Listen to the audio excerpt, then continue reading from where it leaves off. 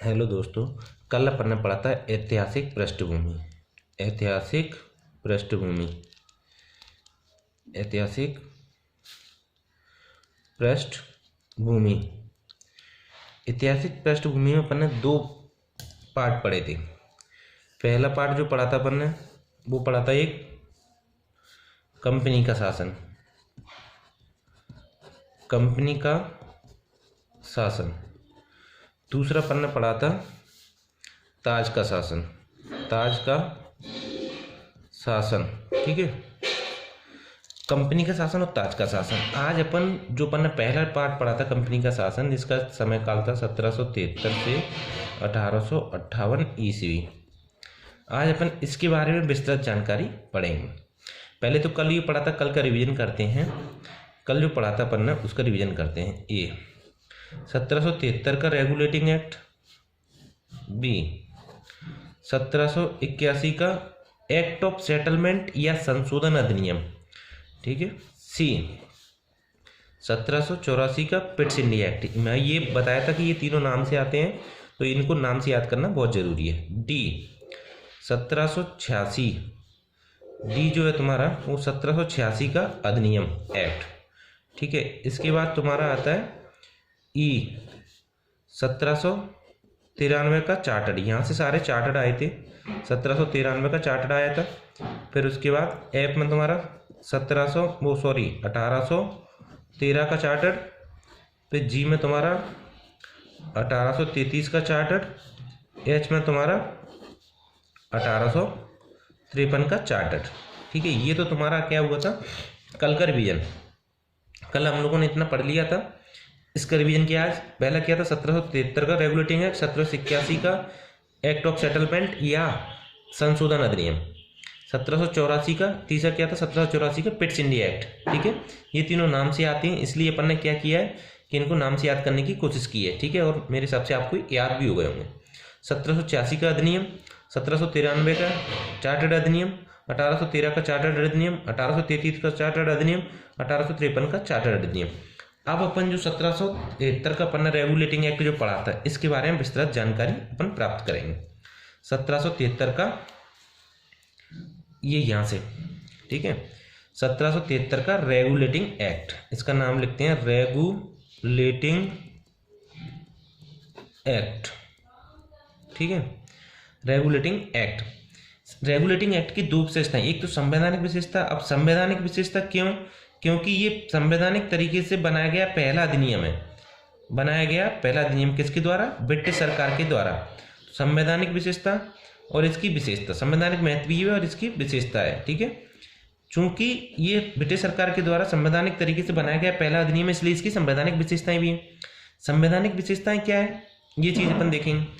संवैधानिक विशेषता में पहला जो विशेषता है उसकी वो ये है कि यहाँ से जो ब्रिटिश ईस्ट इंडिया कंपनी है उसके कार्यों को नियमित और नियंत्रित किया था किसने? ब्रिटिश सरकार ने।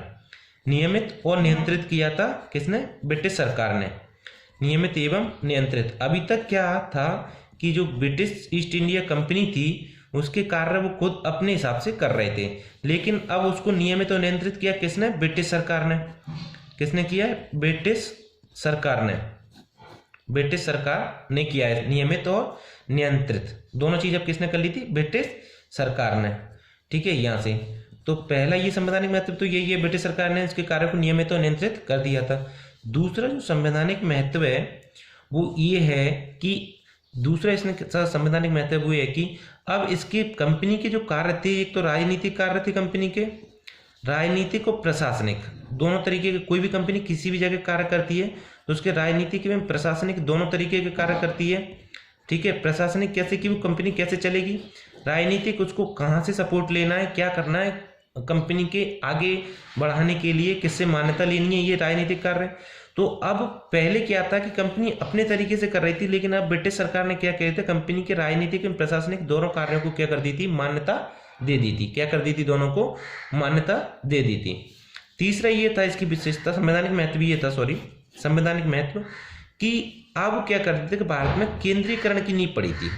केंद्रीय प्रशासन, भारत में केंद्रीय प्रशासन कैसे? क्योंकि देखो अभी तक क्या कंपनी अपने हिसाब से चल रही थी, ठीक है।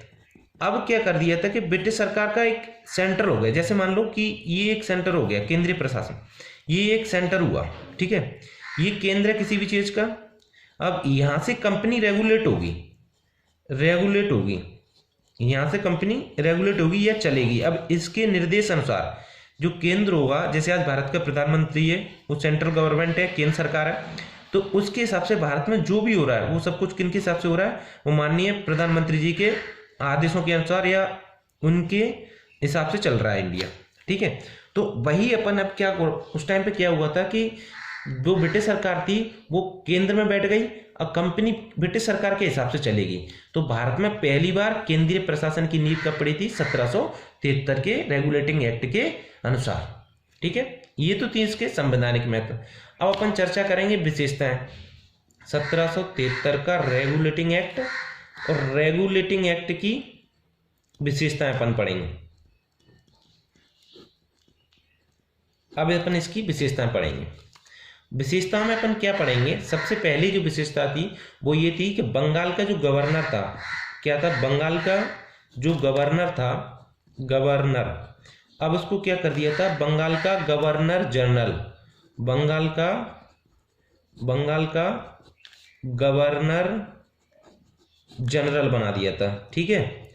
बंगाल का गवर्नर को जो बंगाल का गवर्नर जनरल बना दिया था, और इनके सपोर्ट के लिए एक 4 सदस्यीय कार्यकारी परिषद, 4 सदस्यीय कार्यकारी परिषद भी बनाई गई थी, ठीक है। पहली विशेषता तो इसकी है। जो बंगाल का गवर्नर जनरल बने थे पहले व्यक्ति वो कौन थे, Lord Warren Hastings, Lord Warren Hastings, ठीक है, पहले गवर्नर जनरल थे, ठीक है।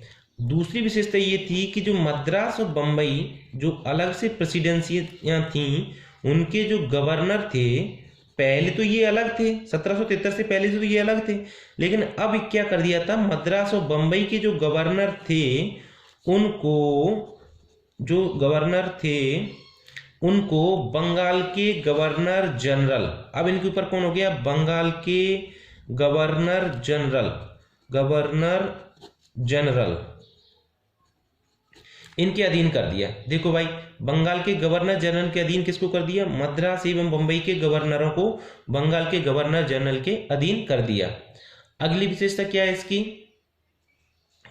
अगली विशेषता ये कि 1774 में कलकत्ता में सुप्रीम कोर्ट की स्थापना की गई थी। किसकी, सुप्रीम कोर्ट की स्थापना की गई थी। सुप्रीम कोर्ट में 4 जज थे, एक मुख्य न्यायाधीश, ठीक है, प्लस 3 अन्य न्यायाधीश थे, ठीक है। सुप्रीम कोर्ट में जो मुख्य न्यायाधीश थे उनका नाम था एलिजा एम्फे। अन्य न्यायाधीश के जो नाम थे वो क्या थे, एक तो था चैम्बर्स,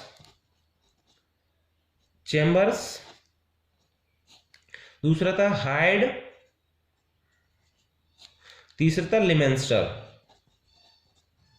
लिमेंस्टर, ठीक है ना, चैम्बर्स, हाइड और लिमेंस्टर, और मुख्य न्यायाधीश कौन थे, एलिजा एम्पे। ये तो 3 विशेषता हो गई। अब चलते हैं अपन चौथी विशेषता क्या थी इसकी, कंपनी के जो कर्मचारी थे, कंपनी के कर्मचारियों को क्या कर दिया था, कर्मचारी थे उनसे मना कर दिया था कि आप ना तो निजी व्यापार और ना ही आप किसी भारतीय से रिश्वत या उपहार लोगे। उनसे क्या कह दिया गया था कंपनी कर्मचारियों से, आप निजी व्यापार भी नहीं करोगे, ना ही आप रिश्वत लोगे और ना ही आप उपहार लोगे भारतीयों से, ठीक है। ये चौथा थी। पांचवी विशेषता क्या है, पांचवी विशेषता ये है कि कोर्ट ऑफ डायरेक्टर्स का गठन।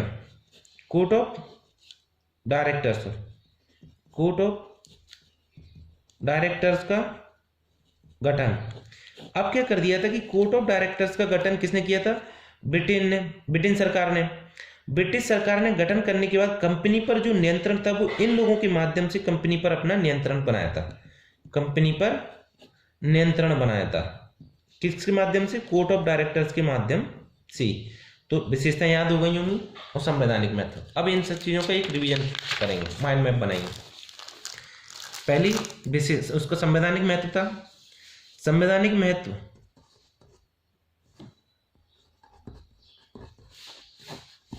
पहला क्या था अपना? पहला ये था कि इसमें कहा गया कि जो ब्रिटिश सरकार के जो ब्रिटिश सरकार थी ना, उसने कंपनी के कार्यों को नियमित और नियंत्रित किया था। क्या किया था? नियमित और नियंत्रित किया था। ठीक है, नियंत्रित। दूसरी विशेषता थी वो क्या थी? कि प्रशासनिक और राजनीतिक कार्यों को मान्यता मिली। कंपनी के प्रशासनिक और राजनीतिक कार्यों को मान्यता। तीसरा क्या थी विशेषता? केंद्रीय प्रशासन की नींव पड़ी भारत में, केंद्रीय प्रशासन। ठीक है, ये तो था इसके संवैधानिक महत्व। विशेषता पर चर्चा करते हैं। विशेषताएं, विशेषताओं पहली विशेषता क्या थी? गवर्नर जनरल को गवर्नर जनरल बनाया गया। बंगाल के गवर्नर को गवर्नर जनरल बनाया गया। दूसरी विशेषता क्या थी? दूसरी विशेषता ये थी, बंबई मद्रास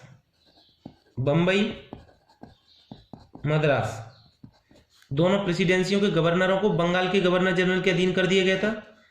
बंबई मद्रास के गवर्नर को बंगाल के गवर्नर जनरल के अधीन कर दिया गया था।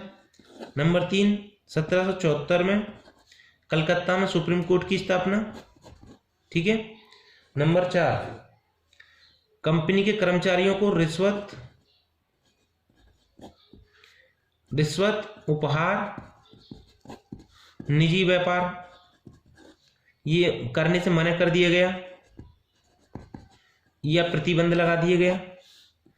नंबर 5, कोर्ट ऑफ डायरेक्टर्स का गठन।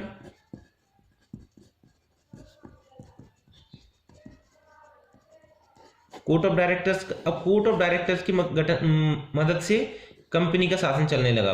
कंपनी का शासन।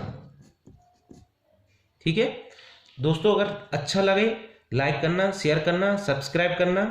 अभी शुरुआत है, अंत बहुत दूर तक जाएगा इसका। पूरा सिलेबस आपको कराया जाएगा, पॉलिटी इसी तरीके से आपको पढ़ाया जाएगा। अच्छा लगे तो शेयर जरूर करना और सब्सक्राइब करना। दोस्तों जय हिंद, जय भारत।